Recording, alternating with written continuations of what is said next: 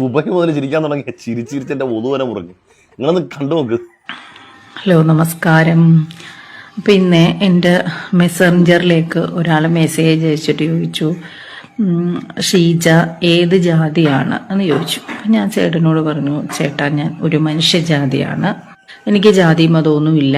അല്ല, ഷീജ എന്നുള്ളത് മുസ്ലിം പേര്, പിന്നെ ദൂരെയുള്ളവർക്ക് അറിയില്ലല്ലോ മുഹമ്മദ് എന്നൊരു സ്ഥലപ്പേരാണെന്ന്. അപ്പോൾ മുഹമ്മദ് എന്ന് കണ്ടത് കൊണ്ട് കഥ പിടുത്തം കിട്ടിയില്ലേ? ഈ ആലപ്പുഴയുടെ ആണ് ഈ മണ്ണഞ്ചേരി എന്ന് പറഞ്ഞ സ്ഥലം. ഈ മണ്ണഞ്ചേരിക്ക് അപ്പുറമാണ് ഈ മുഹമ്മ എന്ന് പറയുന്ന സ്ഥലം. അപ്പോൾ ആ സ്ത്രീ ഷീജ എന്നാണ് അവരുടെ പേര്. ആ പേരിൻ്റെ ഇപ്പം ഷീജ മുഹമ്മ എന്ന് കണ്ടു. മുഹമ്മ, ഷീജ മുഹമ്മ സ്ഥലപ്പേരാണത്. അപ്പോൾ ഈ സംഘി വിചാരിച്ചെന്താ അറിയാം, ഷീജ മുഹമ്മദ് ആണെന്ന് വിചാരിച്ചിട്ട് അവരുടെ കമൻറ്റ് ബോക്സിലും അല്ലാതെ സ്ഥിരം പോയി അങ്ങ് തെറി പറയും. ആ സ്ത്രീ ജീവിതത്തിൽ ഒരിക്കൽ പോലും ഇവരെ ഉപദ്രവിച്ചിട്ടില്ല, ഇവരൊന്നും പറഞ്ഞിട്ടില്ല, ഒരു മോശം പറഞ്ഞിട്ടില്ല. പക്ഷേ ഷീജ മുഹമ്മ ഒന്ന് ആലോചിച്ച് നോക്കിയേ, ഒരു സംഘപരിവാറുകാരൻ്റെ മാനസികാവസ്ഥ ഒന്ന് ആലോചിച്ച് നോക്കിയേ. ഇവൻ ജീവിതത്തിൽ എന്തെങ്കിലും സന്തോഷിക്കാൻ പറ്റുമോ, എനിക്ക് ഒന്ന് മനസ്സറിഞ്ഞ് ചിരിക്കാൻ പറ്റുമോ എനിക്ക്? ഷീജ മുഹമ്മ എന്ന പേര് കണ്ടപ്പോഴേക്കും അവനിക്ക് അവരോട് വെറുപ്പായി പോയി. ആ സ്ത്രീ ഇന്ന് വരെ അവനെ ഉപദ്രവിച്ചിട്ടില്ലാത്ത, നേരിട്ട് കണ്ടിട്ടില്ലാത്ത ഒരു സ്ത്രീയോട് അവനിക്ക് വിരോധം തോന്നുകയാണ്. എന്താ, ഷീജ മുഹമ്മ എന്ന് കണ്ടപ്പോൾ. ബാക്കി കേട്ടോ, ഞാൻ വിചാരിച്ചു ഷീജ ഒരു മുസ്ലിം ആയിരിക്കും എന്ന് ഞാൻ വിചാരിച്ചു. അതുകൊണ്ടാണ് ഷീജയുടെ എല്ലാ പോസ്റ്റിന് താഴെയും ഞാൻ നെഗറ്റീവ് കമന്റ് എഴുതിക്കൊണ്ടിരുന്നത്. പിന്നെ അച്ഛന് ബലിയിടാൻ പോകുന്നു എന്നൊക്കെ പറഞ്ഞപ്പോഴാണ് എനിക്ക് മനസ്സിലായത് നമ്മുടെ പുള്ളിക്കൊരു 70 വയസ്സിനോടടുത്തുണ്ട്. അപ്പം ഞാൻ പറയുവാണ്, ഞാനൊരു ഹിന്ദുവാണ്, പക്ഷെ എനിക്ക് ജാതിയോ മതമോ ഒന്നുമില്ല.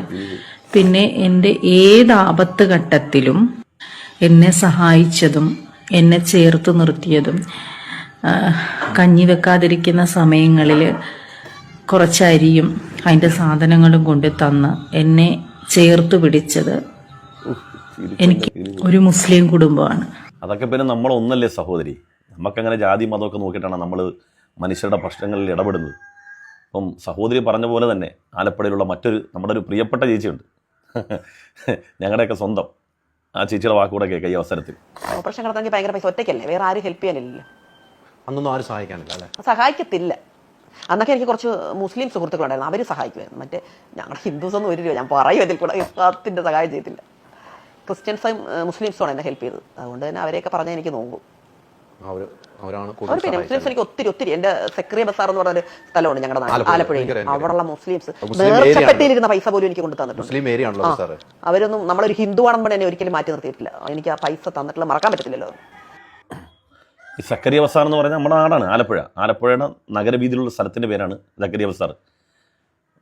കൂടുതലും മുസ്ലിം സമൂഹം തിങ്ങിപ്പാർക്കുന്ന സ്ഥലമാണ്. അവിടെ ജീവിച്ച ഒരു സഹോദരിയുടെ വാക്കാണ് ഈ കേട്ടത്. കമന്റിട്ട് വിദ്വേഷിക്കും ഇതുപോലെ അറിയാവാ. ആലപ്പുഴ എന്ന് പറഞ്ഞാൽ മറ്റ് നാടുകളെ അപേക്ഷിച്ച് നോക്കുമ്പം ഹിന്ദുക്കളും മുസ്ലിങ്ങളും ക്രിസ്ത്യാനികളും പ്രത്യേകിച്ച് ആലപ്പുഴ നഗരത്തിൽ തിങ്ങിപ്പാർക്കുന്നതാണ്. അങ്ങോട്ടും ഇങ്ങോട്ടും ഇവിടെ വെക്കുന്ന അങ്ങോട്ട് കൊടുക്കും.